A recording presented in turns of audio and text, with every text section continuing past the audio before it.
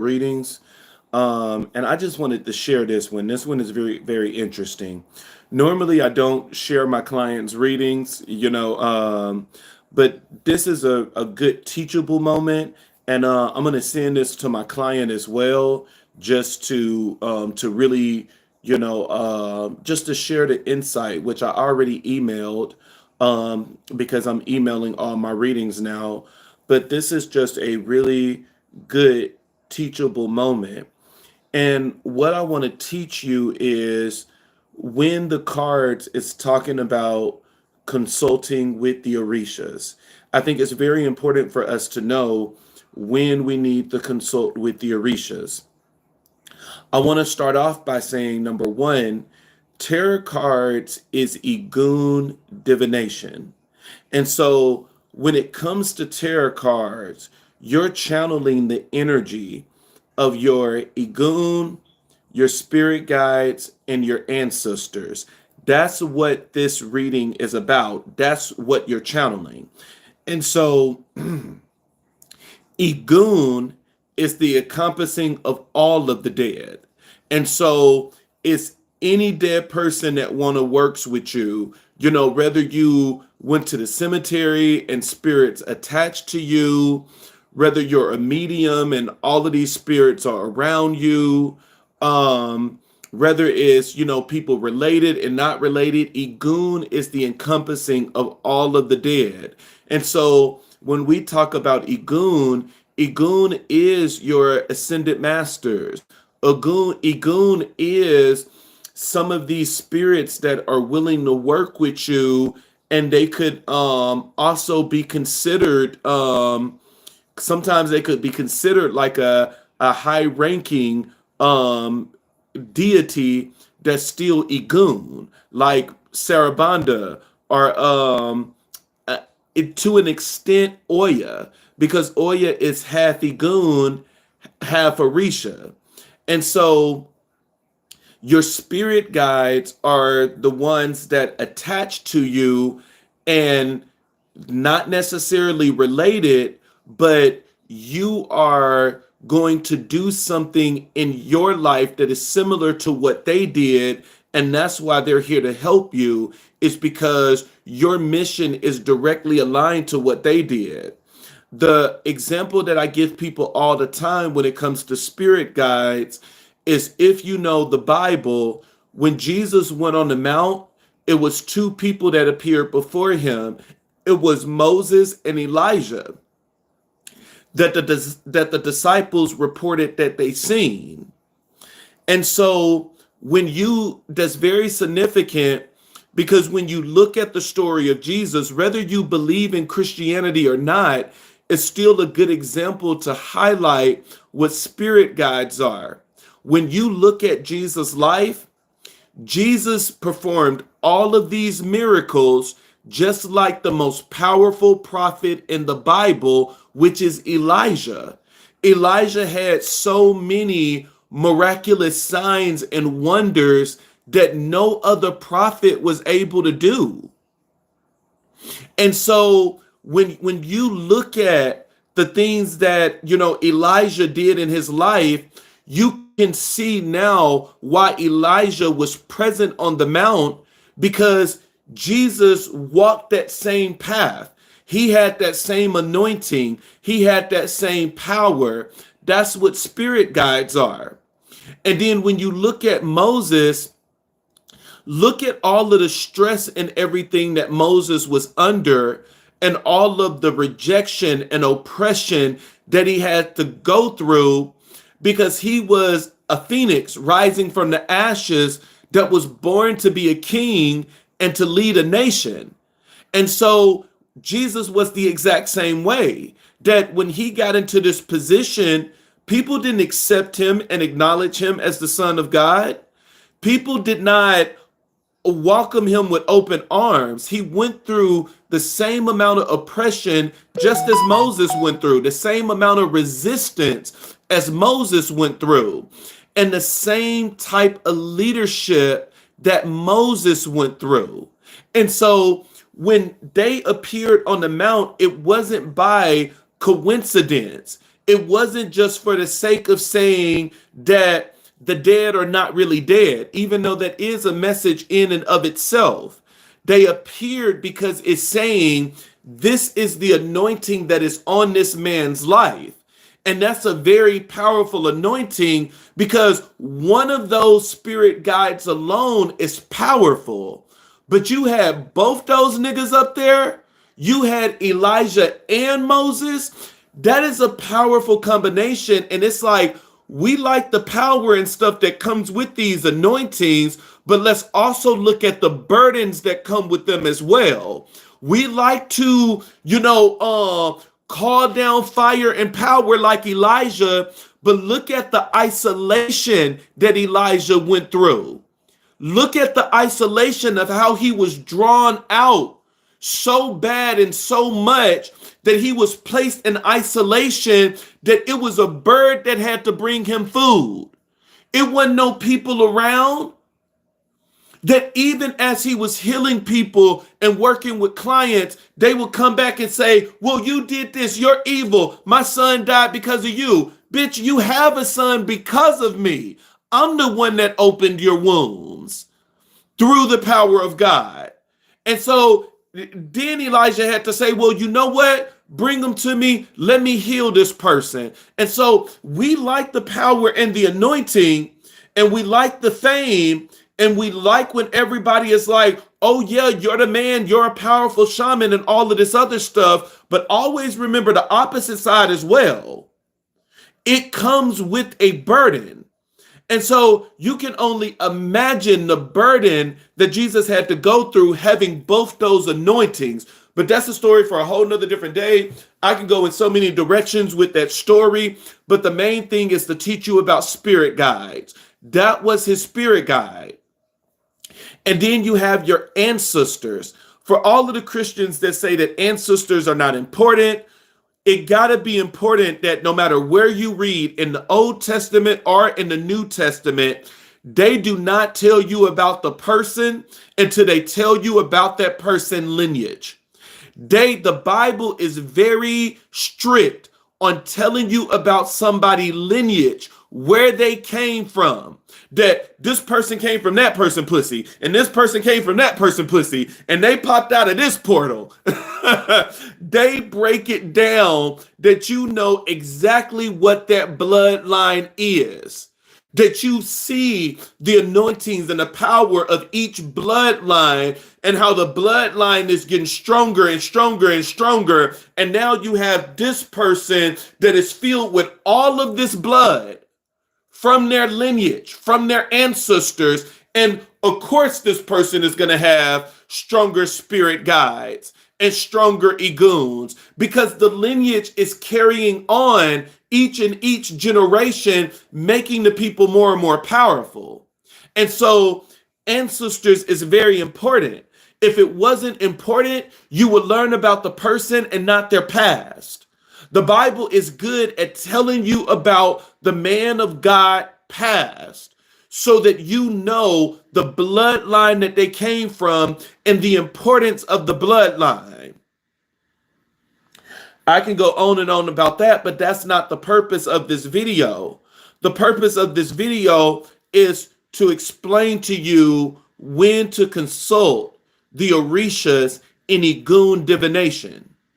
And so this is Egun magic. This is Egun divination. Whenever you're dealing with the tarot cards, you're connecting to Egun, spirit guides, and ancestors, which I just explained. Sometimes you do have people saying, well, I did tarot card divinations and it was deities and stuff talking to me.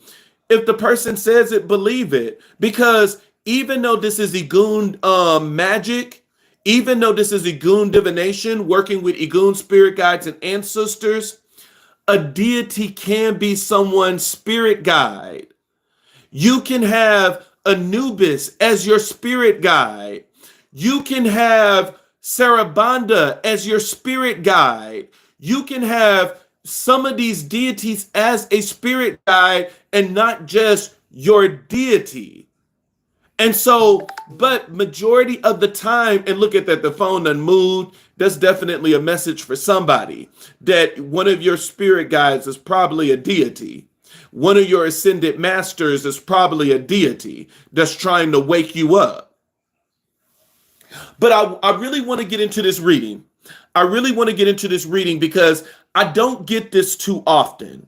You know, normally when I'm doing tarot card readings, in which is Igun divination, I normally it's only getting things like, hey, you need to go to your ancestor altar and you need to, give them water. You need to give them food. You need to activate your ancestor altar. But this reading with this client was is very heavy. Everything was telling me to tell the client that you need to connect with Elegua. You need to connect with Elegua and you need to talk to Elegua. And I just want to explain to you why this person needs to talk to Elegua. When it comes to this reading, we start off with the Two of Swords. And the Two of Swords is all about making a decision. The two cards to me that really indicate that Elegua need to be consulted is the Two of Swords and the Two of Wands. Both of those cards is about making an important decision. An important decision need to be made. All of your twos is about making an important decision. You have the Two of Swords, which is about making an important decision. You have the Two of Wands, which is a portal that is open, which is Elegua, and it talks about a road and a path. You have the Two of Pentacles, which is talking about shifting energy. And you have the Two of Cups, which talks about making a decision in love. But when it comes to the Two of Pentacles and when it comes to the Two of Cups, I don't consider consulting Elegua because, that love decision is going to be based on, your emotions, what you really feel. And when it comes to the Two of Pentacles, it's about shifting energy, where this could be you changing your own energy or somebody else changing energy for you. But when it comes to the Two of Swords is very important because the Two of Swords and the Two of Wands, it puts you in the middle of a crossroad and it's letting you know that an important decision needs to be made. And whenever it comes to making these important decisions, we need the best guidance possible. And the Orisha that governs making the best choice while you are in the middle of a crossroad is Elegua. Elegua is the god of doors, the god of the threshold, the god of portals, the god of all paths, the god of anything that talks about entering, your windows, mirrors, all of those things is Elegua dominion. He is the one that knows the best road for you to take. And so we're starting off with the Two of Swords, but that alone is not going to have me to say that you need to consult with Elegua, because it's other stuff that must add to this. Because if the decision is not as important, then we don't need to consult Elegua. Make the best decision possible. But the clarifier is the World card, which talks about a completion to a cycle, which is a major arcana and what is outside of your control. When you look at the World card, it's saying that this person is positioned. This is a snake swallowing its own tail, which is symbolism in and of itself. And you have the four animals that is surrounding this person. And so it's letting me know that with this client that I'm connecting with, that their angels, their spirit guides is surrounding them and giving them the downloads and everything that they need. And so they are getting all of the wisdom and everything that they need. But the most important thing in this reading that is making me say that you need to consult Elegua is the crowning energy. It's the Devil card and the Lovers. These are two major arcanas that we have to understand that are on the two completely different spectrums. The Devil card is here, the Lovers is here. These are not combined. They're two completely different paths. And so when we have the Two of Swords as the overall energy, and then right above the overall energy is the crowning energy, and now it's telling you the choice that you need to make. Because these are both major arcanas that present two completely different life paths, this is why Elegua need to be consulted. Because we want to make sure that we are making the right move possible. Because even though both roads can lead to the same place, the experience and the journey can be completely different. So let's talk about it. First, I want you to notice the similarity in the cards. When you look at the similarity in the cards, the things that we have in common is that there's two people presented on the left and the right. And so that is the thing that we notice first, is that we have two people that is present in these cards. But the thing that is different is what is governing and what is hovering over the person. In the Devil card, you have the devil that is governing and hovering over this person. And now because of that, both these people are chained and bound. But in the Lovers, you have the angel radiant with the energy of the sun, which is representing that the angel is coming from God.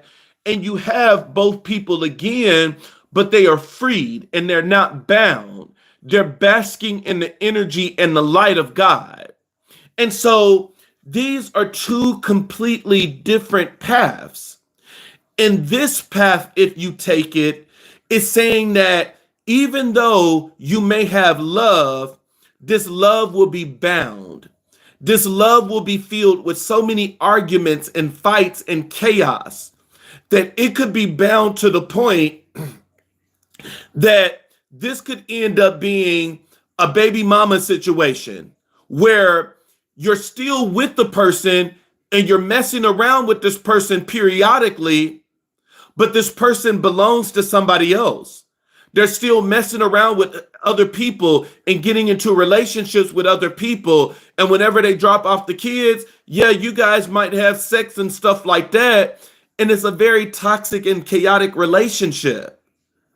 It's a relationship where you could be completely isolated from this person, but both of you are burning for each other, and both of you are realizing the mistakes that you made, but it's never coming back together because both of you are bound. But it's the complete opposite with the Lovers. The Lovers is saying that whatever God has put together, let no man tear it apart. And it's saying that this is going to be a blessed union.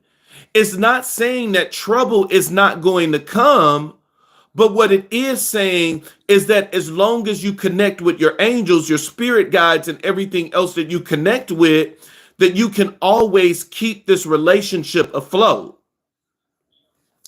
So these are two completely different paths. And so both of them are major arcanas, which is saying that both of these are outside of your control. And so even though major arcanas represent something that is outside of your control, because these are two completely different life paths, this is technically in your control because a decision must be made. A decision must be made on which one of these paths you're going to take. When it comes to a heavy reading like this, that depending on what choice you make is going to determine the outcome of what your life looked like, you should always consult with Elegua. How do we consult with Elegua? You must get with an Orisha priest or a Babalawos. And it's not saying that it has to be me. I'm more than willing to do the work, but it don't have to be me. It should be someone that you trust. It needs to be someone that you can build a connection and a relationship with, because this is getting spiritual advice. This is consulting with the Orishas. And so it needs to be someone that you believe that have the capability to approach the Orishas in the correct way. The number one thing that you should do before consulting the Orisha is you need to cleanse yourself. The first thing that I would do, which I always urge my clients, and when I say it, it doesn't have to be me. Keep that in mind. It could be any priest. I would go to the priest for a cleansing. You need to cleanse your energy to remove any negative energy, any hidden enemies, anything that has the power to influence your energy. A cleansing is going to ground you and is going to put you back in a good state of mind, putting your chakras in a good state.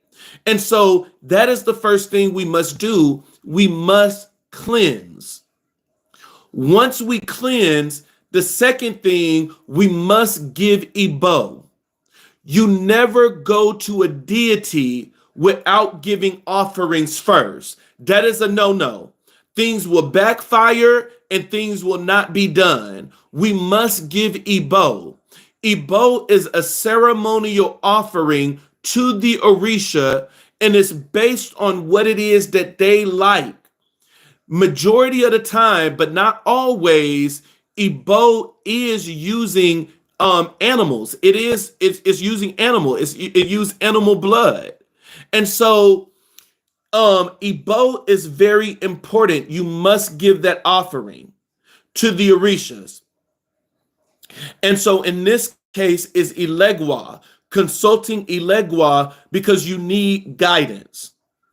Once Igbo is given and once you have completed a cleansing, the next thing is coconut divination. Your coconut divination is when you do your incantation to awaken the Orisha. Once the Orisha is awakened, you do your incantation and you take the coconut and you drip water on the Orishas. You take the coconut and you put pieces of the coconut on top of the Orishas with honey, with palm oil. And you are doing the divination that you are asking. Ilegwa, do you accept this offering? Boom, drop the coconut and read the coconuts. It will tell you a firm yes or no. These are yes or no questions.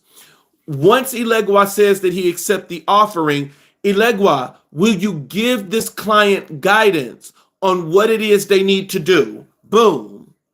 Never be afraid of a no answer. If the deity says no, then you follow back up with a question. Then Ilegwa, what is it that you need? Do you need another offering in order for you to assist in this matter? Boom, drop the coconut and it will give you the divination. If it says yes, then give more offerings and then ask the question again. Ilegwa, are you, do you accept, let's do offerings for Ilegwa. Do you accept the alcohol that I'm getting ready to spit on you? The tobacco that I'm getting ready to smoke on you? The fish that I'm getting ready to present to you? The corn, the toasted corn that I'm getting ready to present to you? Do you accept this? Is this an acceptable offering and enough for you to give my client guidance? Drop the coconuts. Boom. If Ilegwa says yes, it's time to start preparing these damn offerings. Give him the offerings. Boom. Spit the alcohol. Boom. Tobacco smoke. Doing all of the shit that you told him that you were going to do. Making the fish. Making the toasted corn. Giving the Igbo. Doing everything that you're supposed to do. After that, once you have fed the Orishas, once you have given the offering, now it's time for divination, but it's divination with the cowrie shells. So the coconut divination is when you do the incantation and you are asking yes or no questions on if they will help and if they will accept the offering. Once that's done and those questions are answered, it's no longer coconut divination.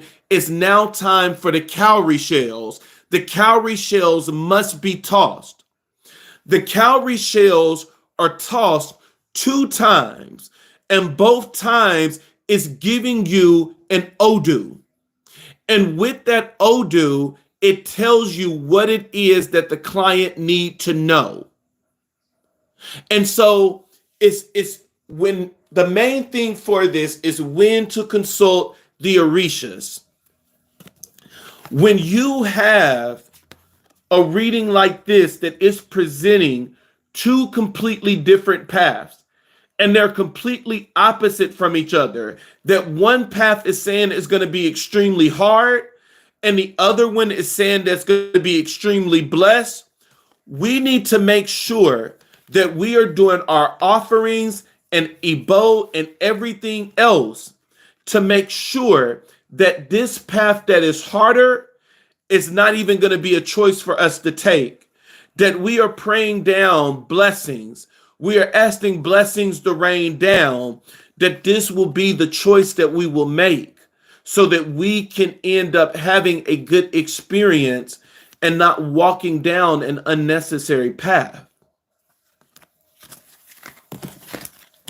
That was just, that was the only thing I did the reading for a client, and I'm like, it was very interesting. It was very interesting with a lot of information. And so I'm like, man, throughout the reading, I'm like, you really need to consult with Elegua. This is Elegua Dominion. Elegua Dominion is all about making choices, helping you to make the best choice possible, making sure that you go down the right road when you are in the middle of a crossroad. And so, even though tarot cards is a goon, even though tarot cards is a goon divination, sometimes when you do the divination, it is good to consult with a deity depending on what comes out. And it's the same way when you do the divination for the Orishas. Sometimes you can do the cowrie shells or you can do the coconut shells. And because of the information that came out, it's like, okay, we need to go back to the ancestors. We need to make sure that we're giving our ancestors everything that they need, because the ancestors comes before the Orishas, and your Ori comes before the ancestors. And so it's Ori. It's internal first. First is Ori, your soul, your spiritual head of who you actually are. From Ori, it goes to Igun spirit guides and ancestors. From Igun spirit guides and ancestors, it goes to the Orishas, and the first Orisha that must be honored and acknowledged and given offering is Elegua. From Elegua, it is always best for second to go to Ogun, because Elegua opens the door. Ogun clears the path. And then from there, I suggest that you go to your head Orisha, because your head Orisha must honor everything that you're doing. They must bless everything that you're doing. From there, I would go to my opposite energy. So if you have a female Orisha, your opposite energy would be your father. If your head Orisha is a male, your opposite energy is your mother. I would then go to them and ask for their blessings. And then from there, you can go to any other Orisha, or you can be completely done. Unless the ones you consulted is not, they're not over the dominion that you're looking for. Let me give an example. Let's say you're looking for love. The best Orisha for love is Oshun, because she's the goddess of love, or Chango, because he's the god of passion. And so let's say, you need blessings from Oshun. So I'm going to do my example first. First, I'm going to honor my Ori. Thank you, Ori. Ashe. I'm going to do a head offering, and I'm going to place the head offering directly on my crown and let it sit for 24 hours. And I'm going to put something white over my head, and that's my offering to Ori. I would also take an oil that I created and anoint my third eye, once again, blessing my Ori. From there, I will go to the ancestor altar and give offering to the ancestors to be by my side and to help open the path. From there, I will go to Elegua and I will give Elegua alcohol and tobacco, asking him to open my door. I will then go to Ogun, asking Ogun to clear my path, to remove all obstacles and challenges. Then I will go to my head Orisha, which is Oya, asking Oya to bless me, asking Oya to be with me, asking Oya to not forsake me, but to be with me as I'm calling on the Orishas and as I'm needing this help and assistance. I would then go to my opposite energy of Oya, which is my father, and that is Chango. I would then go to Chango. Now, Chango is a nigga.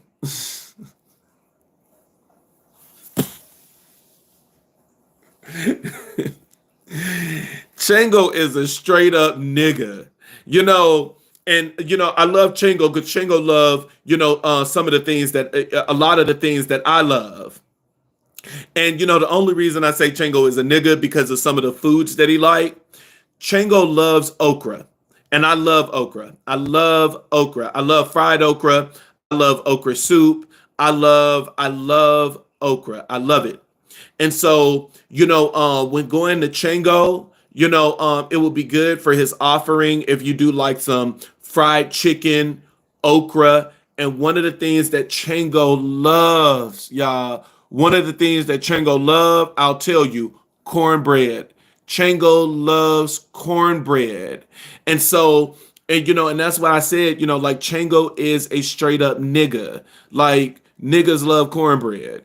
And so, when it comes to Chango, I would, I guess I got to start. I guess I didn't tell you the other. The only reason I didn't say the head offering is because, I really like giving information out and I really like teaching. But when it comes to the religion, they forbid teaching certain things publicly, especially to people that's not initiated, and so because that's the whole point of initiation is that you start getting these secrets of how to do certain rituals and spells. And so sometimes when I get on here and I tell you what to do, but I don't explain how to do it, it's all because I'm not trying to create any chaos or fights for me. I'm not trying to get initiated people saying, oh, you're telling Aoife secrets. You're not supposed to be telling Aoife secrets. And so to avoid the drama and to respect the religion, especially with it being a closed practice that's that's driven by initiation, I try not to teach those things that's Aoife based. But whenever it's like a hoodoo spell or something like that, I do go over it and I do teach you how to do those things. But when it specifically comes to Aoife, I will tell you what it is you need to do, but I won't teach you how to do it unless I know that you are initiated. But honestly, if you are initiated, it's not on me to teach you it. It's on your godparents to teach you how to do these things. And, I'm going to tell you this and we'll get back on topic. Stop rushing to get initiated by people that you didn't take the time to build a relationship with. Initiation is more than just taking your money and handing you the Orishas. Initiation is more than just taking your fucking money and giving you Orishas that you have no knowledge on how to work with.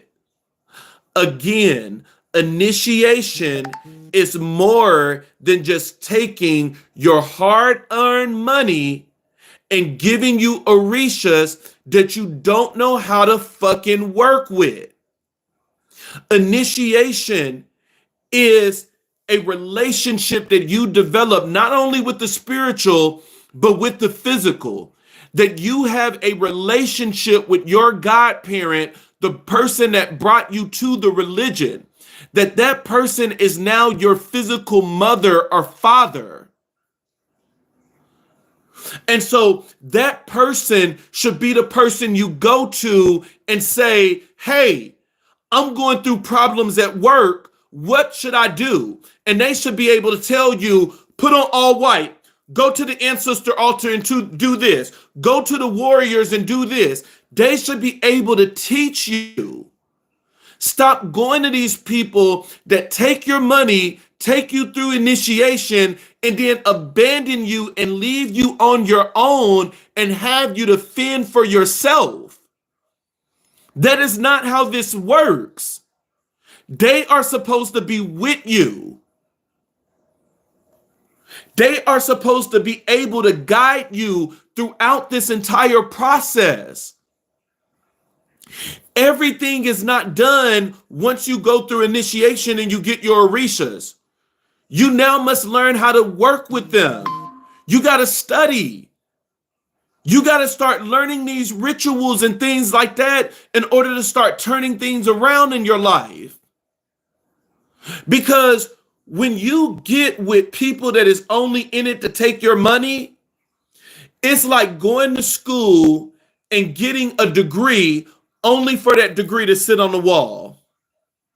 You're not in your field. You're not getting the money based on what you went to school for. You're still working a minimum wage job. That is what it's like when you connect with somebody and they take your money and they give you the Orishas, but no instructions, no guidance, no education. And now you have Orishas in your home, powerful entities, and don't even know how to fucking work with them.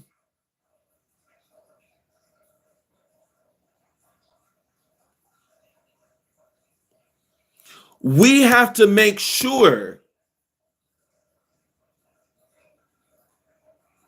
that we are getting with people that is teaching us.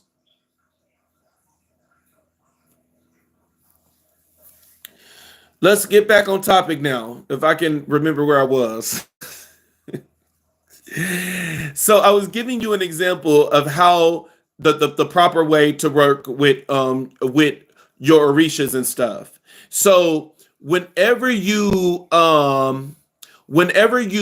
start any ritual or anything, the first thing you want to do is cleanse. You got to cleanse yourself. It's no point of working with a nasty, dirty, filthy body spiritually. Cleansing is not the physical. When it's the physical, I say clean. You do need to clean yourself. Take a damn shower. But cleansing is the spiritual. That you are taking your Florida water, rubbing the back of your necks, you're rubbing your hands, you're rubbing your belly button, you're rubbing your feet. I'm giving you points. I'm giving you points. Take notes. Is a reason why I'm telling you those points. I'll go over it again. You're taking Florida water, anointing your third eye, back of the neck, hands, belly button, feet. It's a reason for those positions. And then you're following up with the first offering that you give is to Ori. Thank you, Ori. Acknowledge Ori. Take your head offering. If you're in a religion, you know what I'm talking about. Take your head offering. Put it on. Put a white covering over your head to go with the head offering. From there, I get an oil, anoint my third eye. Once you have taken care of Ori, It's now time for Igun, spirit guides, and ancestors. Go to them. Stop letting people tell you what to give your fucking ancestors. Tell them to shut the fuck up and mind their goddamn business because they don't know you and they don't know your goddamn bloodline. The ancestors is not the Orishas. The ancestors is not the Orishas. The ancestors is not the Orishas. When it comes to the Orishas, we can tell you what to give the Orishas because they all like certain things, not the ancestors. The ancestors is your bloodline. If your ancestors is telling you to put a goddamn peanut butter and jelly sandwich on there, then you put a damn peanut butter and jelly sandwich on there.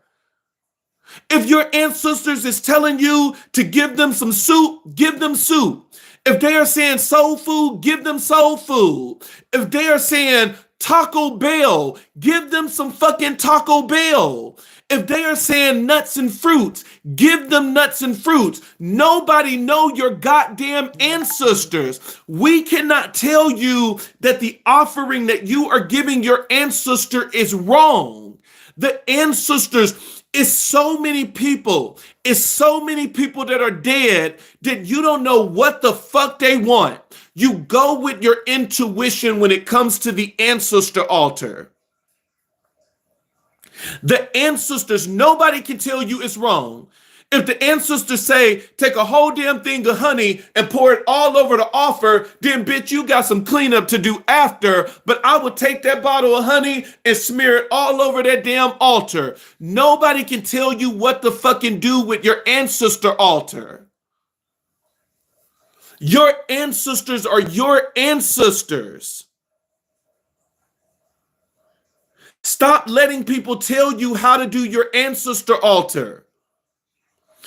Every single time when my ancestors want something for me, they give me a craving for something. And I always know that it's the ancestors because I'm like, why am I craving a peanut butter and jelly sandwich and I hate peanut butter and jelly? I don't eat peanut butter and jelly. That's your ancestors tapping into your intuition, telling you what it is that they want. Some of the most basic things that go on your ancestor altar is alcohol. But don't load it up with all alcohol and then you get nothing but drunks. Coffee. You need something that's going to keep them up and alert. Tea. And any type of, one of the best offerings that you can do for your ancestors is take out every liquid in your home. All the pops you got in the refrigerator, the milk, the juices. And before you give anybody in the house any of that, give them the first fruit. Get cups. Open the milk, pour them a cup of milk. Open the juice, pour them a cup of juice. Open the tea, pour them a cup of tea. Open the lemonade, pour them a cup of lemonade. Get the coffee, pour them a cup of coffee. Give them the first of everything. You got pops, give them the first pop. You got beer, give them the first beer. Do that and put it on your altar, giving them the first fruits. That is an acceptable offering. When you cook meals for the family, one of the things that we do is we go to the ancestor altar and we take a portion of everything that is on our plate and we put it on the ancestor altar so that your ancestors are eating with you. Y'all got to stop letting people come on social media telling you how to run your ancestor altar. Bitch, you don't know my ancestors. You don't know what they like. Your ancestors are completely different than the Orishas. The Orishas, yes, there's certain things you must give them. With the Orishas, there's protocol that you have to follow. There's incantations and everything else that you must do. But not with the ancestor altar. Stop letting people control your ancestor altar.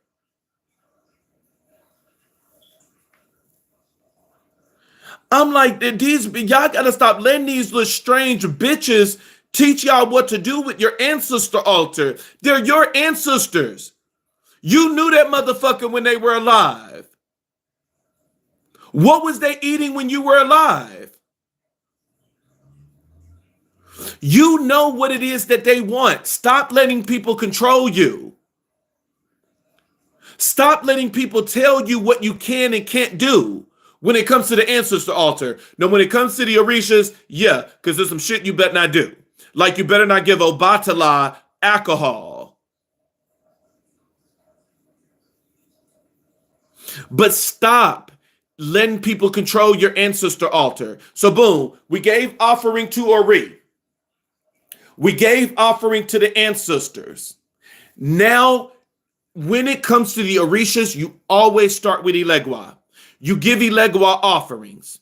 And so with Ilegwa, there's a lot of things you can give Ilegwa. Ilegwa love alcohol. Ilegwa love candy. Ilegwa love money. Ilegwa love sweets. Ilegwa loves tobacco. Ilegwa loves coffee. There's so many things you can give Ilegwa, but the right protocol is, if you don't have your consecrated Orishas, you can always leave offerings at his dominion at the crossroad. But for the people that have their consecrated Orishas, you already know that you must do the incantation first. You must get your coconuts, do the incantation. You must do coconut divination, dropping the coconut, seeing if the offering is acceptable. We just don't put random things on their altar. We must ask them, is this what you want? Ilegwa, I come to you with alcohol and tobacco. Is this what you want? Bless Ori, boom, bah. Throw it down. He will tell you yes or no. If he says yes, give the offering. Take the alcohol in your mouth. Spit it on him. Take the tobacco. Blow it all over him. Go to the next Orisha. And I don't know why I forgot Eshu. Because typically when I say Ilegwa, I'm really meaning Ilegwa Eshu.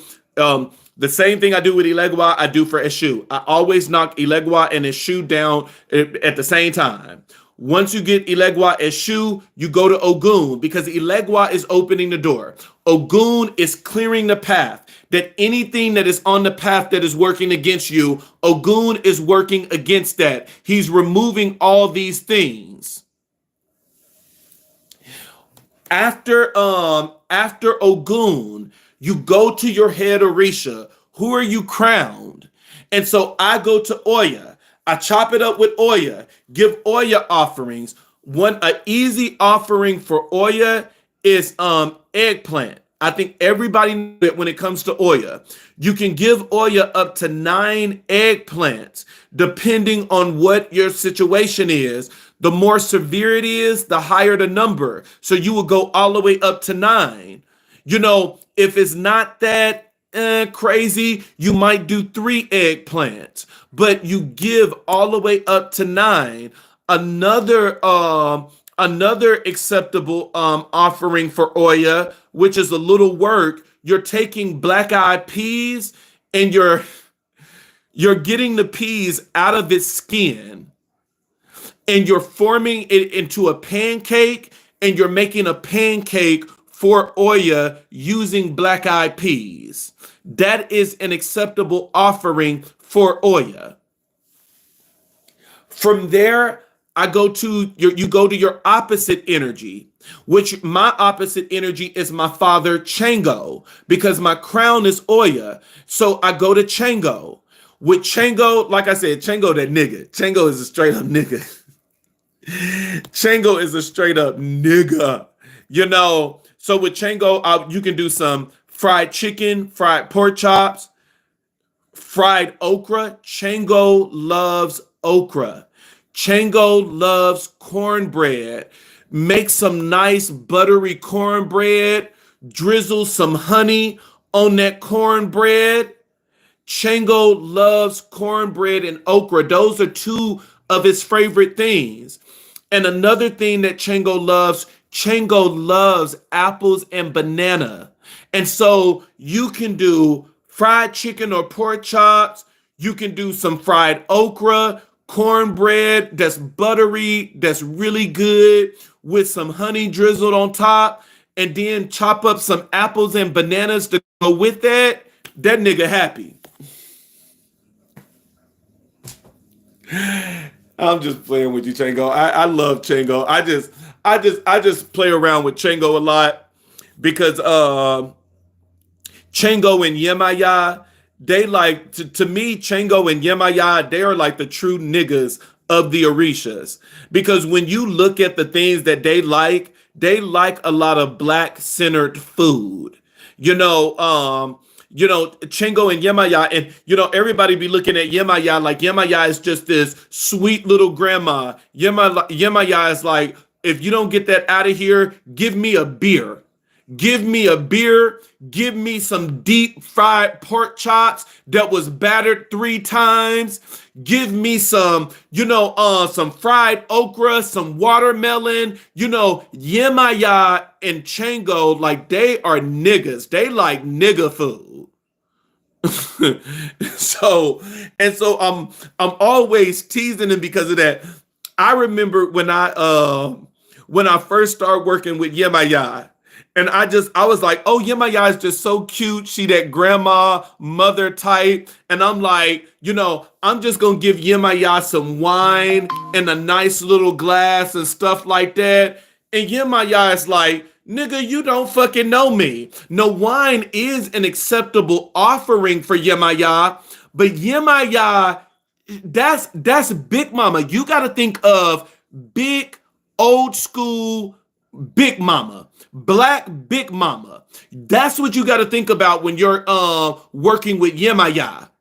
Yemaya likes soul food. She likes that black food, that fried chicken, fried pork chops, pork rinds, watermelon. Yemaya is, when I think of Yemaya and Chango, they are the niggas that they like black food. So just keep that in mind. But after Chango, in the example we use love, and so now after Chango, you'll go to Oshun because Oshun is the goddess of love. And so it's like all of these things you had to do before getting to the Orisha that you actually want. And so it's like in our example, we said we wanted love. And so we're connecting with Oshun. And so it's all these things that we had to do, that we had to cleanse ourselves and clean. And then we had to give to Ori. We had to give to the ancestors.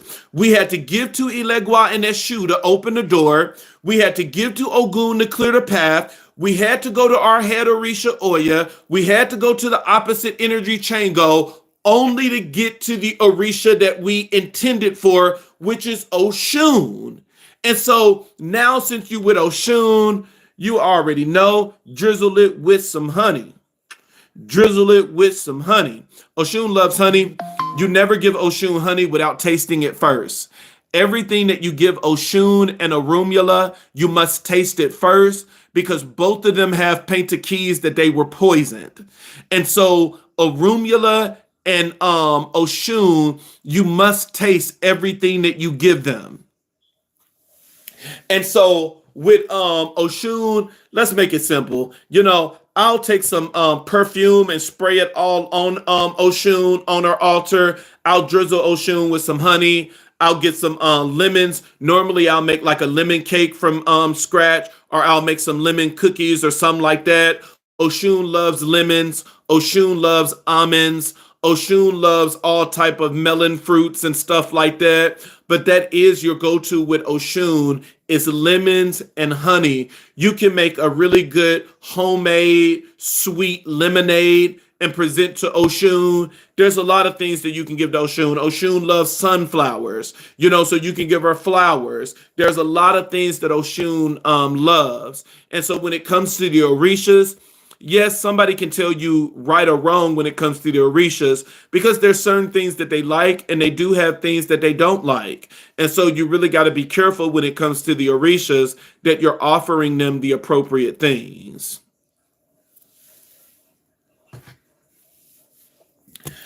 That was a lot. I was just really trying to get on here but because I really made this live for my client so I can send it to my client because I was going over her reading.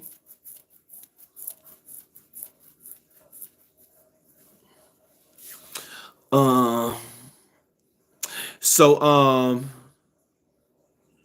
and so so the main thing is just honestly, you know when certain issues are presented in Igun divination,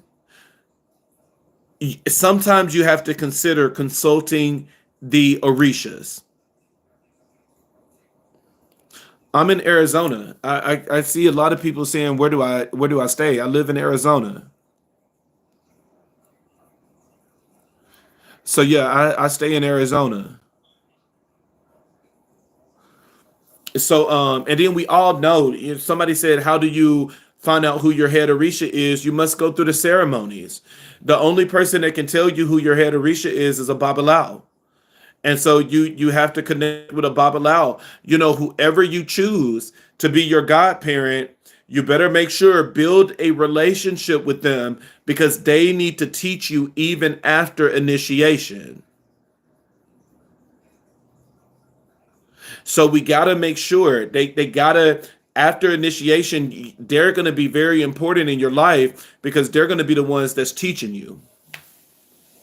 But that was it. I just wanted to give an example, just give some information and knowledge to my client. I think I did the job. I put the information out there. I gave you guys a lot of information.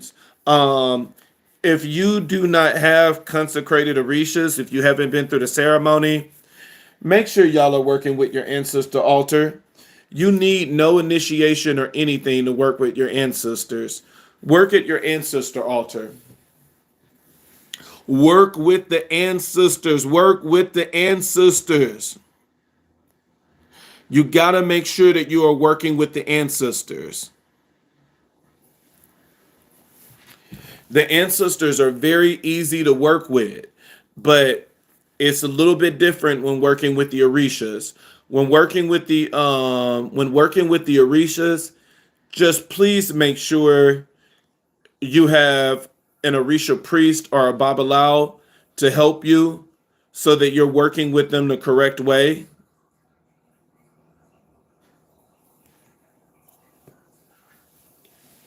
So everybody, let's stay blessed. I'm out of here. I'm tired. I got to get through with my prayers and everything. I just been doing personal readings this morning. I'm about to do some more prayers and everything, do some more work at my altar, and then I'm gonna finish the rest of my readings. So everybody that everybody that signed up for readings today, just know that you're going to get your reading emailed to you by the end of the day. I'm knocking out all of my readings today. So just be looking in your inbox. All of those readings are going to I'm going to give you today. No, I'm not a Babalao. I'm an Orisha priest crowned Oya. So yeah, I'm an Orisha priest crowned Oya. So no, I'm not a Babalao. I know a lot of people in the comments and stuff when I do videos, um, they always say Baba and stuff like that. I'm not a Babalao. So yep, I'm not a Babalao. I am an Orisha priest crowned Oya. And honestly, I never really even, go by that title. To me at the end of the day, I'm just a spiritualist. What's the difference between them? Yeah, I'm trying to get up off this damn live, but I'll tell you. The difference between the two is an Orisha priest, they basically they work with their orishas, especially their head orisha. Depending on who the head orisha is, it tells a lot about the person. Like my head orisha is Oya. Children of Oya is really good with doing rituals, ceremony, spell work, divination. We do a lot of things working with the dead. And so I noticed that I work with a lot of deity that governs the dead. And so your Orisha priest, I would say, it really depends on who their head is too, because that's gonna tell a lot. Um, but with me, children of Oyas are really strong spiritualists. They're strong mediums. They're strong diviners. They are seers. They are shamans. And so that's your Orisha priest. And because I'm a kid of Oya, which is half Igun and half spirit guide, um, I work a lot with the dead, and that's why I do a lot of tarot card divination and stuff like that. When it comes to your Babalao is basically a priest for Orumula. Only a Babalao can really work with Orumula. And so we an Orisha priest don't work with Orumula like that. We will give Orumula offerings, we can still talk to Orumula, but when it comes to like blood sacrifice for Orumula, that which is feeding Orumula and giving him, offerings like that, only a Babalao can do that. When it comes to a Babalao can only consult with Orumula. They only work with Orumula. They only work with that one spirit and that one energy. Whereas an Orisha priest, they can work with multiple spirits. They can work with Oya, Chango. They can go out and work with Anubis, Sarabanda. They can work with so many, but not a Babalao. A Babalao is strictly, let's say, we can even say married. They are strictly married to Orumula. Orumula is their key source. And so the only person that can tell you who your head Orisha is a Babalao. And so your Babalaos are the ones that will perform the ceremony and everything for you to know who your head Orisha is. So that's the difference. That's the difference between the two. Is that a Babalao strictly works with Orumula.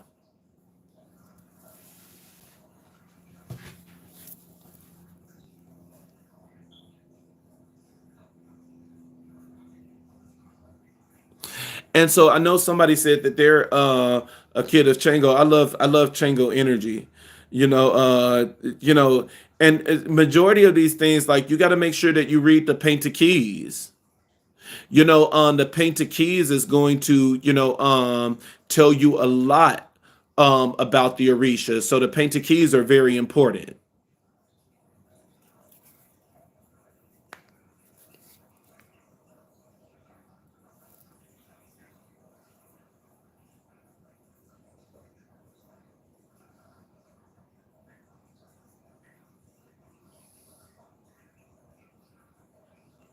Oh no, there's a complete difference between a Babalao and a Orisha priest. They're completely different. Your Babalaos is the one that runs the ceremony of letting you know who your head Orisha is, the crowning ceremonies, and the whole 9 yards. That is your Babalao. Your Orisha priest is really good at helping you with spell work and stuff like that.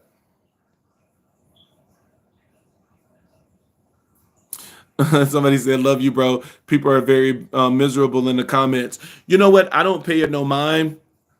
Those are normally always the ignorant Christians, but I like to let them go, and just say whatever and stuff like that and ignore it, because it's kind of like what the Bible says. It says, "Count it all joy, both the good and the bad, because they both serve your purpose." And so I don't block when they leave ignorant comments and stuff like that, because they don't realize that they're driving this channel. The more they comment, whether it's positive or negative, the more that they comment, the more that they stay on the live, it drives it where now YouTube is sending this video out to more people. And so it's like, it's crazy, and that's how spiritual, what is the word I'm looking for? the transmute, spiritual transmute work is that you take that negative energy that somebody gives you and you transmute it into what it is that you desire. And so it's like somebody is coming to you with negative energy and saying all this horrible things, but you're transmuting it into something positive because it's like, hey, even though you are throwing stones, these stones are making my channel grow. That these stones are turning into seeds, which is making this thing branch out in so many different ways. And so, and notice how spiritual people don't do that. Spiritual people is not going to go on a religious person page and do all of this nonsense because at the end of the day, that's not our character. And not only is it not our character, we realize the truth behind it, that if you end up doing things like that, you are benefiting a page that you are saying that you're against. So I love it. When it comes to social media, both the good and the bad, they benefit you. The more that people leave these comments and stuff like that, YouTube is saying, oh my gosh, you're really getting people attention. Now we're going to send it to all of these other people because you got their attention. So I love it. So that's the one thing about it. I love it, and that's why I let it roll. I just keep letting it roll because I'm like, these ignorant ass bitches don't realize that they are benefiting me in so many different ways. You got it. And so, that's the one thing about it being on social media and stuff like that. You have to have tough skin as well. You just can't let you can't let these things get to you, especially you always got to have foresight and you got to see beyond the mess. You got to see beyond the physical. And beyond that physical is saying that this is truly, a blessing for me, whether it's positive or negative, because it's pushing the message that spirit wants to get out.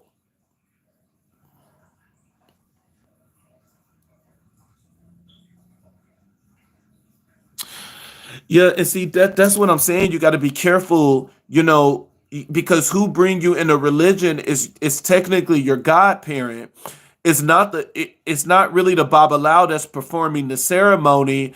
It's like if you was to come to me and say, hey, I want to be your godchild, I would take you to my Babalao in order to initiate you in a religion and stuff like that. But I would be your godparent. You would be my godchild. And you want to make sure that you're having a relationship because it's just like you were saying. I was crowned, given a spiritual name, taught very little, and then left to fend for myself. That's what I hate. It's so many people that's going through that you have your consecrated Orishas and don't even know how to work with them. That's some shady ass shit. And that lets you know that they were only in it for the money and not really to help develop you. But keep that spiritual name. Because when you go to your altar, especially working with your Orishas, you are addressing yourself by your spiritual name. Your spiritual name has a very high vibration. With me, I say my full legal name, and then I say my spiritual name, and then I say my path. Every time that I address the Orishas, Ilegwa, this is blah, blah, blah, blah, blah. Then my spiritual name, blah, blah. And then my path, blah, blah. Asking for blah, blah, blah.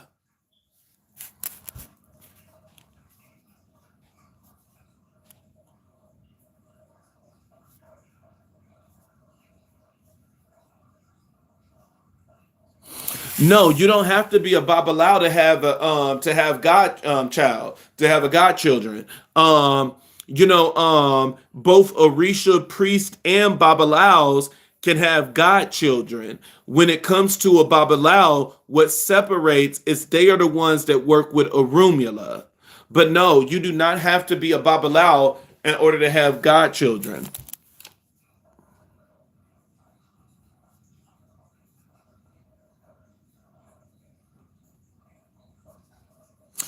Solomon has some really good books, but when it comes to anything in Christianity, I look at it through the lens of education and really looking at things through a spiritual eye, because I don't get too lost in Christianity, because out of all of the religions, Christianity is the most demonic to me. And so, and I say that it's not because of anything in the religion itself, but look at the people. This is something that I have been saying for years. Look at Christians. In the Bible, it says that the devil comes to kill, steal, and destroy. Jesus gave a message to the disciples that he said he wants them to go out and minister. And he said that if people don't accept the word, that you are supposed to take your sandal off, dust the sand from off of your sandals, and move on. But how many Christians actually follow that path? Where if somebody don't accept their word, they just dust the sand off their sandals and keep it moving. No, they do the opposite. They act just like the devil. That majority of your Christians, they have this personality to kill, steal, and destroy. I see it all the time with every spiritual channel that the Christians will come on, they will force their things. If you don't believe what I'm saying, you're going to hell, and so ugly and nasty.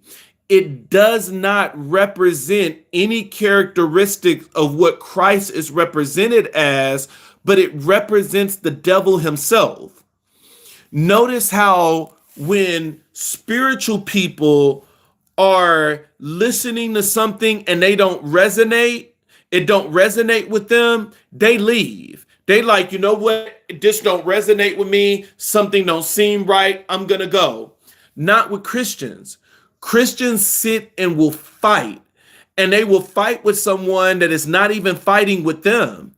They will fight with someone that's not even entertaining them. They will fight with someone that's not even giving them the time of day. That is the energy of the devil. When you really look at the characteristics of the devil, it's like Christians are children of the devil. Like I remember somebody gave a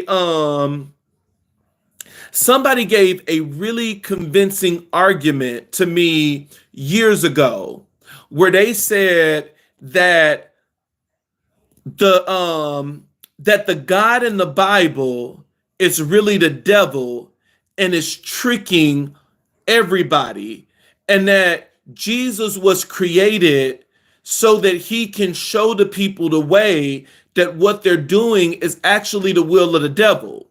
And I heard it and I pondered it, and I didn't think much of it until I really start living life.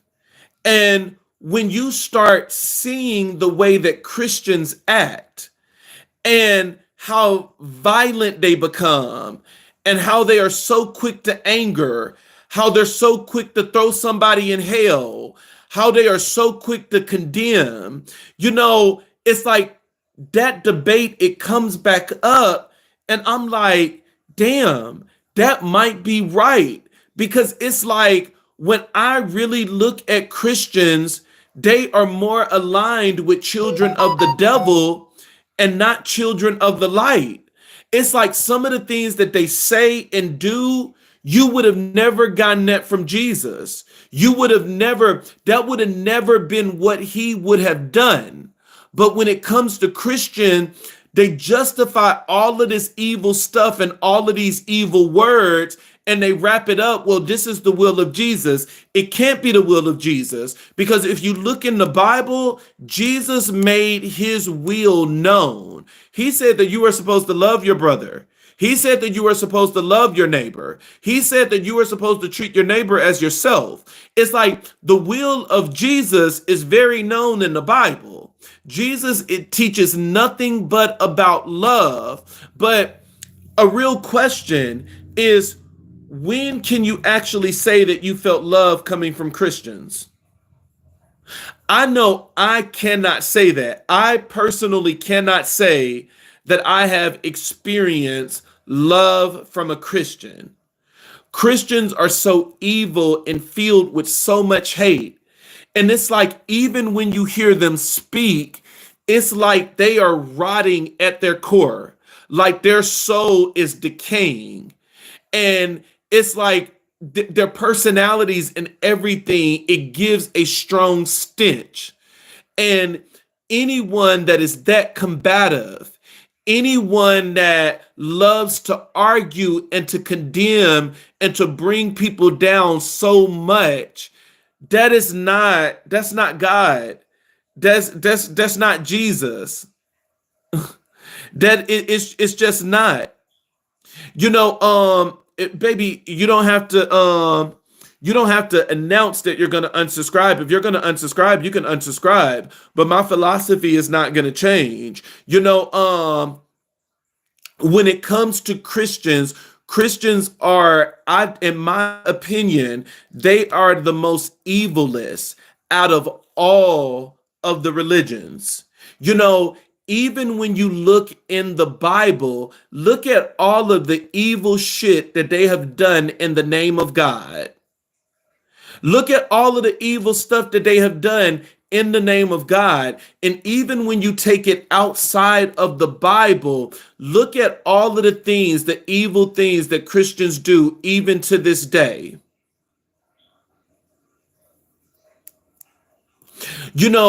One of the examples that I gave before is that all of the gun violence that we have, Christians, the only thing that they will say is, I'll pray for you, but nothing active to do protest and all of these other things to remove these guns so that we can have less violence. They won't do anything. The only thing that they will say is, oh, I'm going to pray for you. And that's it. But then when it comes to something like they find out that their son is gay, they will harass that person. They will put them in camps. They will torture them and give them trauma for the rest of their life. They will talk about them in the church. They will talk about them with their friends. They will treat that kid as if it did not come from their bodies. But then when it comes to guns, you're not that active. You can't go against the people that is using the guns. All you can do is pray. But when it comes for you to harass somebody, now all of a sudden you don't pray and you don't lead that to Jesus to change. You actively destroy somebody's life. You actively build somebody down. We got to think about that. That is not God. That is not Christ. Is that you have the energy to destroy somebody's life, but you can't transmute that same energy. And let's talk about gun violence. Let's clearly state that we are against this. Let's protest at the schools. Let's protest in all of these different places and start saving these babies. In my opinion, it's not going to change. That's just me. Is that Christians are the evilest out of all of the religions. And when it comes to religion in and of itself, is very dangerous because religion is meant to control you and to make you think a certain way. Spirituality is a relationship with the divine, that you have your own experience, your own thoughts, and you have the direct word from God. Religion is saying, in order for you to get to God, you must go through me first. Bitch, you Jesus? I mean, that's the kind of shit that Jesus was teaching, that I'm the way, that without going through me, you can't get through the Father. And you bitches are really running around here thinking that you're Jesus? Like, come on, get the fuck out of here. Like, if you think that I'm going to serve man in order to get to the creator, in order to get to the person that made you, you're fucking crazy. But that's what religion is. Religion is saying that you got to come through me in order to get to him, in order to get to the creator. And I'm like, no, thank you. I'll go through spirituality where I don't need a middleman that has the ability to be corrupt, and I'll just go straight to the source. That is what I will do. One of the ignorant people said, but you follow a religion. Ifa is not a religion. Ifa is a spiritual path. There's a big difference. So when you have Christianity, which is a religion, Christianity is a Bible. Christianity is a Bible that controls the way you think. It controls your mindset. It tells you what you can and cannot do, and it controls your consciousness.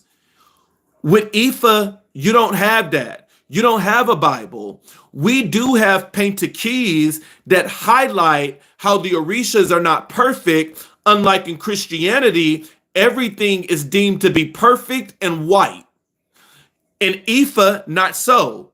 We see their mistakes, and we know that nobody is perfect but God. And we have painted keys that tells us about the Orishas. And we have the Odu Ifa, which tells us about things that we can do to better our lives, but it's not a system in place that tell you that you got to do this or you're going to die. You got to do this or you going to hell. There's a big difference between Ifa and Christianity. There's a huge difference. Christianity is meant to control. Ifa is meant to enlighten. It is meant to open your eyes so that you can see the truth and you can develop your own relationship with the Creator.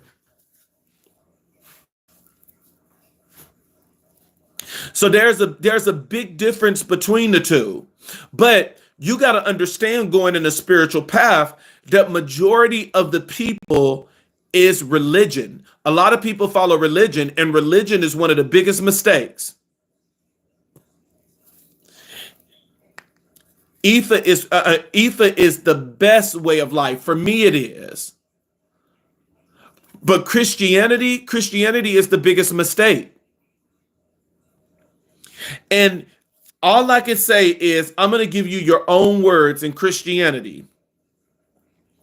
The Bible says, judge a tree by the fruit that it bears.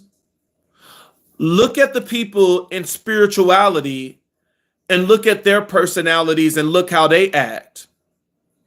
And then compare it to people in Christianity. Some of the most evilest people on this earth, that's filled with condemnation, that's always judging people, placing them in a hell that they don't own. When you judge the tree by the fruit that it bears, I will take the fruit from spirituality all day, every day.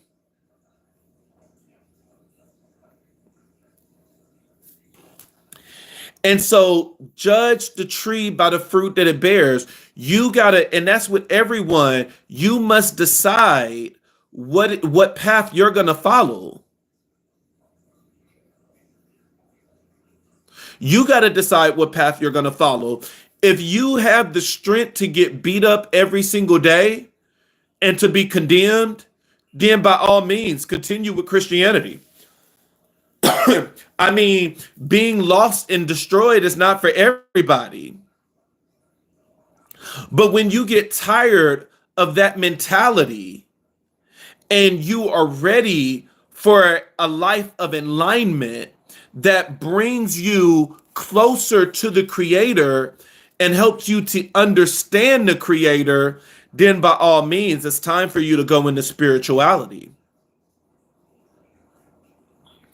Look at the things that they have done. And I'm not saying that spirituality is perfect, because we all know some stories. We all know some stories of some Babalawos that have done some crazy stuff, getting in that God complex. We know some Orisha priests that have done some crazy stuff, getting in that God complex. But even when I look at the stories and things that I hear, is that it's not the mask, it's not the majority of spiritual people compared to your Christians that is so demonic and filled with so much hate. Like, even when you go on social media and, I look at different posts and I see all the Christians that they will attack and harass people. And it's just crazy. And I'm just like, y'all are supposed to be followers of Christ. Y'all are supposed to be the light bringers. But yet you bring so much condemnation and hate. Why is your heart so full of hate? That is the question that I just want to know when it comes to Christians, is that I don't even want to debate. I don't even want to debate whether it's right or wrong. My only thing is, why is your heart filled with so much hate? That will be the thing that I want to know, is that why are Christians filled with so much hate? Somebody said what Christians are attacking. I think that's what it was. It went up so fast. Baby, all you got to do is open your eyes. You see it everywhere. I mean, I go on TikTok and Lord forbid it's something that the Christians don't like. And the way that they will attack people, they worse than the beehive. They worse than the damn beehive. And it makes no sense. It makes no sense to attack anyone if you don't believe in what it is that somebody believes. It's like, keep it moving. Whether it's somebody lifestyle, spiritual beliefs, even what they eat. If you don't believe in it, dust the sand from off your sandals and keep it moving. We don't have to go to a low vibrational space and try to bring and tear this person down only because it's something that we don't believe. But I have seen it, I even said it as a kid that, I remember going to church and every single time it was about the devil. The devil this, the devil this. You learn so much about the devil. And then if it's not teaching you about the devil, it's about the hatred of God. That God hate when you do this, and God is going to put you in hell for this, and God is going to put you for hell for that. I remember as a kid asking my mom, I'm like, do God ever love? I was like, do this nigga ever give pat on the backs, like hand claps or anything? Because I'm like, every Sunday it's the same message. God hate you for this. God hate you for that. You're going to hell for this. You're going to hell for that. And I remember as a kid being conscious and asking, where it's like, it's the same message every Sunday. It's always talking about how the devil is so powerful because he's kicking all of your asses, or it's how much God hates us because of what the devil is doing to us. And it's like, the devil is kicking our butt and he's extremely powerful. God hates us and is punishing us for all of this stuff that the devil is doing that he created. The math just wasn't mathing for me. It confused the shit out of me as a kid. It confused the shit out of me as a kid because I'm like, is there any love in this religion? Is there any love in this religion? It's like, why is it that the people have so much hate? And so that is the thing that and every single time, I kid you not, every time I meet an extremely hateful person that is filled with so much negative energy, it is always from a Christian. It's always from a Christian. Every single time, I kid you not. I can promise you, every single time it's always from a Christian. It's always the Christians that's filled with all that hate. I be like,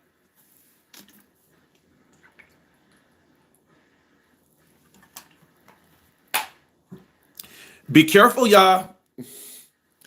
Be careful who you bring in your life. Be careful who you have in your circle. Because I'll tell you another thing. We are so alarmed when it comes to witches that we know that they have the power to send curses and to do witchcraft and stuff against us. But we never look at the most hateful religion of all, which is the Christians, and realizing how powerful they are with their rituals and their curses. Because prayer is a spell. And if somebody is praying for you, that is the opposite of what you want for your life, that is a curse. That is a manipulation and an invasion of your energy that they are trying to have dominance over your life and now control your life. And it's like, no, everybody should not be laying hands on you. Everybody should not be praying for you. I don't need you to fucking pray for me. Bitch, don't pray for me. I don't know what fucking spirit is in you. I don't know what curse is about to come out of your mouth. Don't pray for me. I'm going to pray for myself because I know what it is that I need.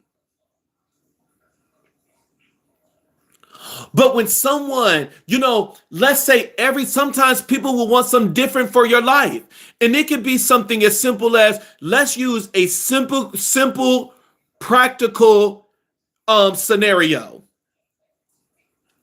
Let's say that you were sick and tired of your job. This is not what you wanted to do. You only became a doctor because that's what your parents wanted you to be. You're tired of seeing patients. You're tired of interacting with people.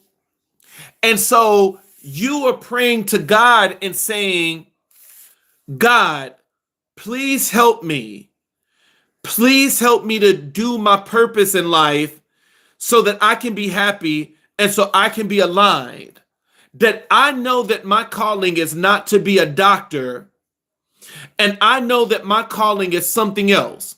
And it could be something completely opposite. My calling is to be an actor, an actress, an artist, anything. But I know it's not meant for me to be a doctor. I've already used this as an advantage to build my bread, to stack all of my money up, but I'm no longer happy. I no longer feel joy when I get up in the morning that is dread for me to go to work. And so you're praying for a door to open so that you can go into your purpose. Now you have the person that is benefiting from you being a doctor and getting those big ass checks. And so now, even though you're praying for a path to be open, the other person is praying for you to keep the job. Lord, please let him keep this job. Please let him stay on this job. Don't allow him to leave this job. He is supposed to be a provider. He is supposed to be a protector. Two different prayers that's going out. And the way that is considered a curse and a blessing is based on the individual needs.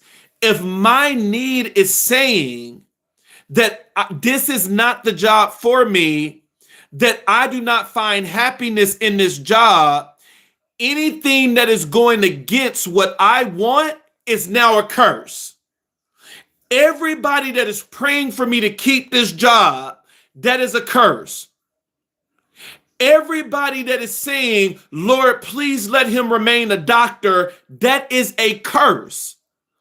Only the people that is in true alignment with my heart and my attentions, which is getting a job that is aligned to my purpose, that is the only thing that is a blessing. You got to be careful who you allow to pray for you. Because if they do not know your heart's intentions, if they do not know what it is that you truly desire, they can be praying against you and praying for your downfall. How would it be a downfall in that scenario? Because if you're staying at a job that you don't have joy, that you don't have peace, you can stay there so much that you can end up being suicidal. You can be so depressed that you say, you know what, I can't do this no more. I got to end it all. And why are we here? Because somebody is praying for you to keep this thing, which is witchcraft, which is magic, which is a curse. And all while doing it with a smile on their face and doing it in the name of Jesus. Be careful who you allow to pray for you. If you are not in true alignment with what it is that I desire, you are against me. You are my enemy. You are my foe. Stop allowing these people to just pray for you and to lay hands on you. Letting people lay hands on you talking about some, oh, I deliver you. Bitch, I don't want to be delivered from that. I don't even see that as a sin. Get the fuck up out of here. Y'all better stop letting these people just pray for you and lay hands on you, and then you wonder why your life is a shit show. You wonder why things are not manifesting in your life.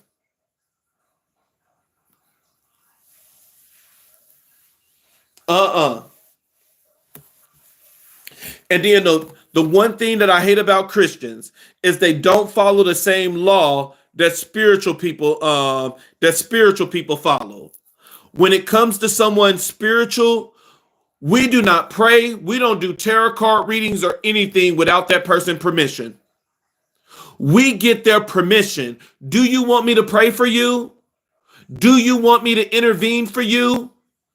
Do you want me to do this? These evil ass Christians that's going around here doing these curses, they will start praying things in your life without even talking to you and realizing what it is that you need. But they're forcing their will upon your life, which is domination magic. That is domination. When you are pressing your will on another person's life, that is domination. You are trying to dominate that person and control that person. Words are very powerful. And we can't keep doing this thing on a one-sided fact that we'll recite scripture and say, well, the Bible says that that life and death is in the power of the tongue, and they that love it eat the fruit thereof. And seeing somebody use that very scripture and say, well, that's why I don't want you praying for me, because you have the power to bring death in my life. And they'll say, oh, no, that's not how it works. So now you're going to change the scripture because it benefits you. Now you're going to change the scripture and say that you only have the ability to speak life. You don't know if you're speaking life or death into somebody unless you really know the person you're praying for. Because you don't know if you're in true alignment or not. And that's the one thing that I hate about Christianity is the manipulation of scriptures, is that we manipulate it to fit our needs. That one minute the tongue have the power of life and death, and then when we call you out on speaking death into our life, now all of a sudden you shorten it and you saying, okay, well, but when it comes to Christians, we can only speak life. We can't speak death. Where the fuck do it say that at? I mean, if we're going to play by your rules, if we're going to play your game, then we need to make sure that this rule book is not going to change. That what is said, it applies to everybody. There's no exception. We don't change shit.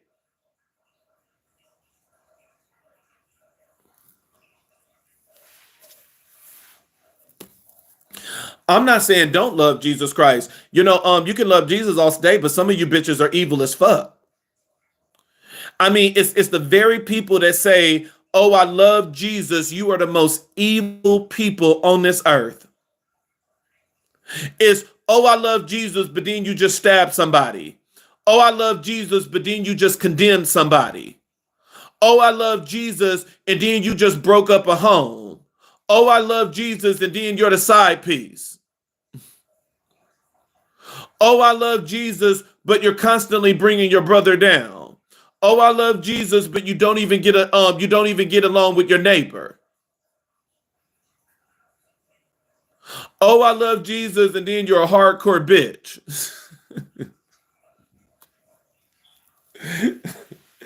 Y'all use that nigga name in so much stuff that he's losing power every time y'all speak his name. Because y'all put him in the most nonsense shit.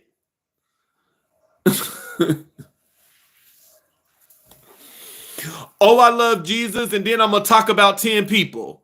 "Oh, I love Jesus," and then I'm gonna gossip about you to everybody in the church.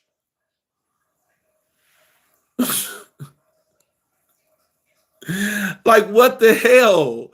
If we're gonna say, "Oh, I love Jesus," then show me the characteristics of Christ.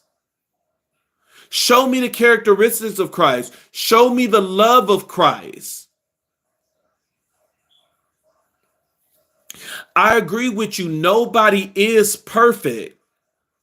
Nobody is perfect, but we can stop with the evilness. Like, I'm not telling you to be perfect. I'm telling you to stop the foolishness. There's a big difference between the two. None of us is going to leave this world perfect. We're all going to have some shit that we shouldn't have done, or we shouldn't have said, or we should have said. But we need to stop the evilness of bringing each other down, tearing each other down, condemning one another. And specifically, when you see those things, that comes from Christianity. It comes from other religions, but it's more rare. It is rare. Christians are the leaders in bringing somebody down and putting them in their grave early.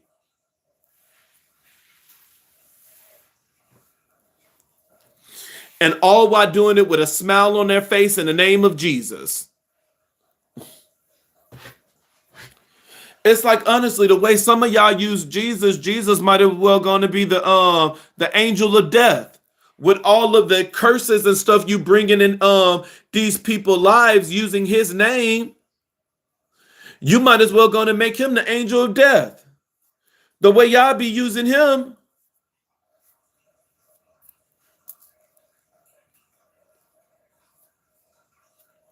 Let's do better, so-called Christians. Let's stop all this evilness. That's the only thing I'm telling you, is stop all the evilness. And then y'all talk about Jesus, Jesus, Jesus, Jesus. I'm going to tell you a secret and then I'll let you go. Jesus didn't even fuck with y'all.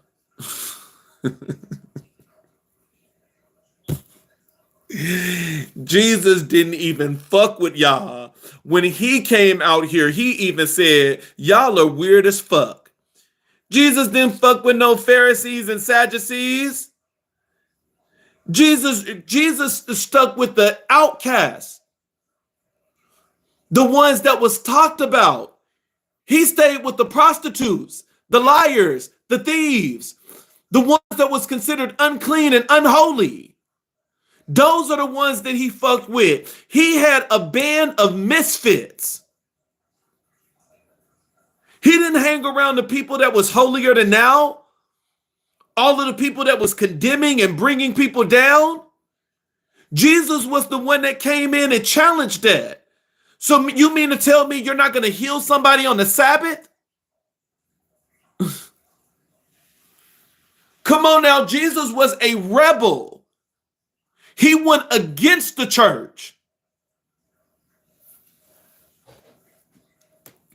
He went against every last one of you fake ass bitches that came back in this lifetime in another body. doing the same thing.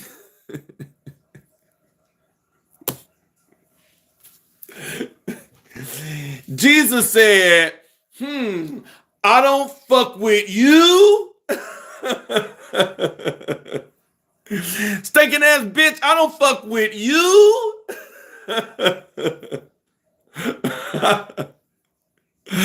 Little hoe ass bitch, I don't fuck with you. Look ratchet ass bitch, I don't fuck with you.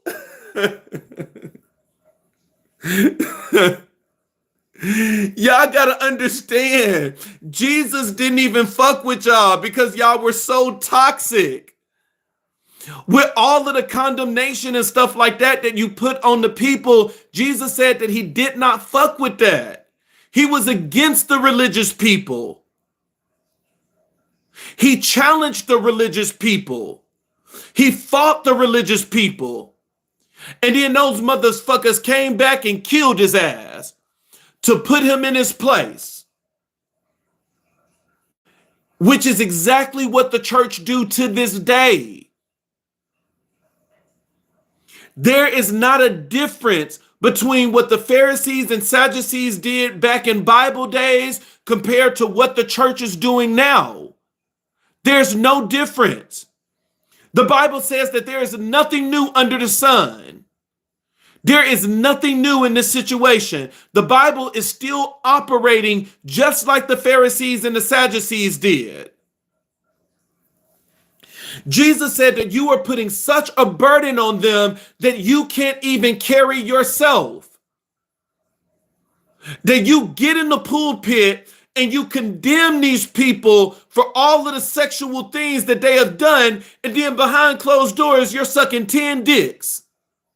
You're putting a burden on them that you can't even carry your fucking self. It's like, baby, change the message. Change the message. Say use condoms instead, because clearly you can't even stay celibate. You can't even stay faithful in your marriage. So it's like, change the message up. Don't get in that pulpit condemning these people when you can't even carry that burden yourself. Don't get up there doing that. We got to change this message up. Tell them, say, baby, what I meant to say was use protective sex and find you that one person that you can settle down with. Because stop preaching things that you can't even do yourself. There is no different than what the Pharisees and Sadducees did back in the old days than what the church is doing now. It is the same old, same old. There is nothing new under the fucking sun. Just like what was represented as religion and the church back then, it's the same evilness as what is being represented as today. The church is filled with nothing but Pharisees and Sadducees. And you have a sprinkle of Jesus here and there.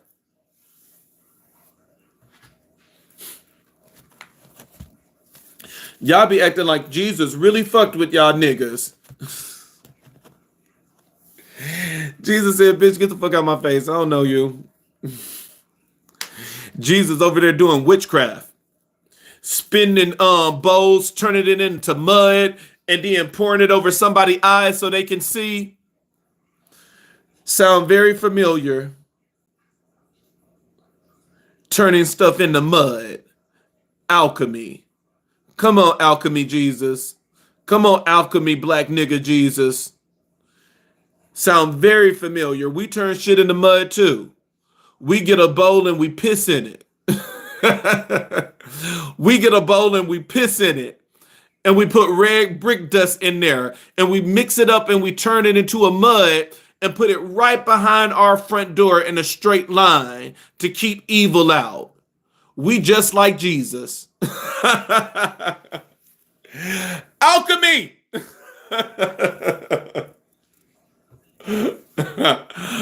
Jesus, we learned from the best. We learned from the best. But I like this. I like that one dumb bitch in the comment because it proves exactly how it is. It's that, you would say when it's spiritual, oh, that's evil, but we don't say it's evil when Jesus is spitting. He's taking his actual spit, putting it in dirt, turning it into mud, and putting it on somebody. That's not nasty. But then when we use our essence and we follow the same thing that Jesus did, now all of a sudden we're demonic. Make it make sense. By your own words, you are acquitted. By your own words, you are condemned.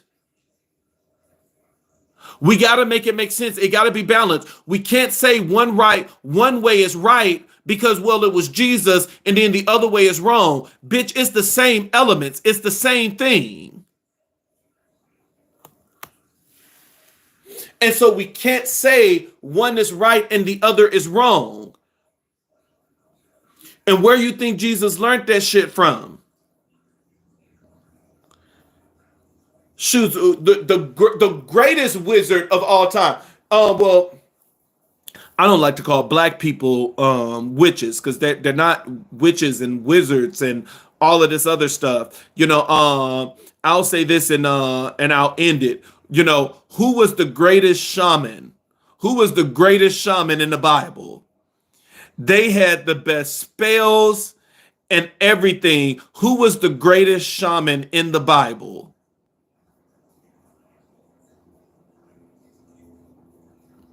Come on, y'all gotta know who the greatest shaman was.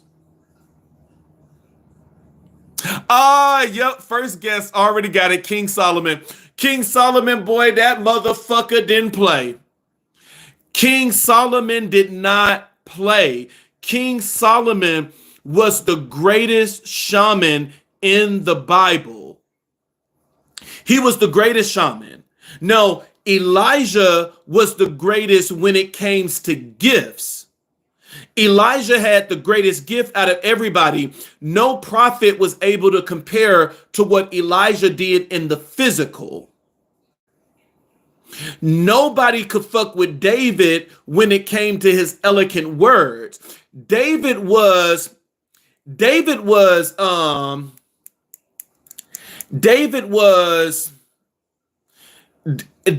can say David was an alchemy because David did not follow spells.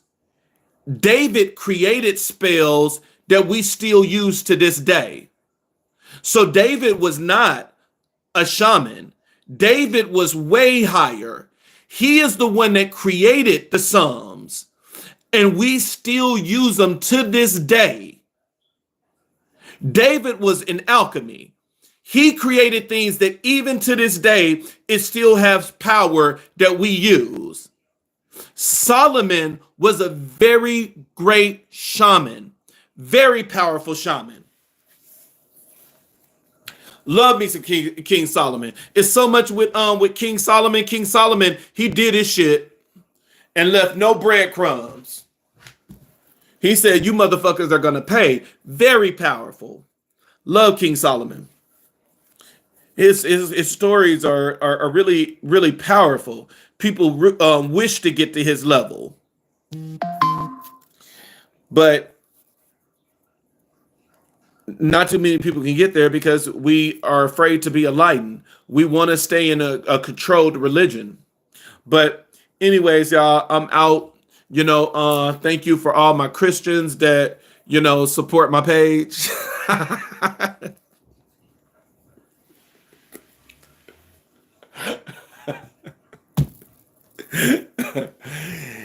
Thank you for all my Christians who left comments and all my likes and everything because y'all made this thing go far. Blessings to the Christians. I'm not praying for y'all ass because we don't pray for people without permission. So all I can say is blessings. And then for all my spiritual people, what's up, my nigga? All my spiritual people, we in this shit. Stay woke, nigga. That's all I can tell my spiritual people. Stay woke, nigga. We in this shit. Let's keep pressing forward and let's make sure, man, that we stay enlightened That is the best thing you can do. Let's stay enlightened. So to all my spiritual people, what's up, my niggas? Stay woke. And to the fake ass Christians, just keep being you, and hopefully one day you'll be delivered. I'm out, y'all.